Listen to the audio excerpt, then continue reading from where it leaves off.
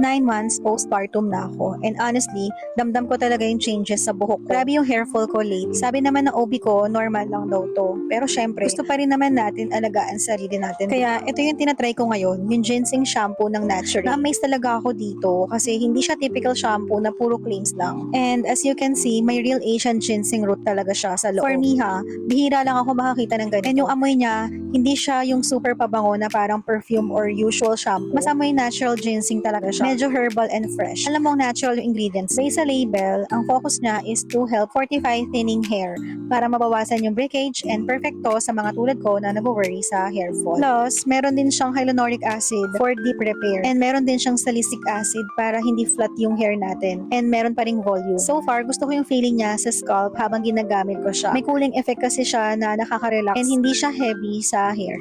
Sa mga nakakaranas ng hair fall, especially postpartum na tulad ko, okay itong itry. If curious kayo, inalagay ko na lang yung link sa yellow basket.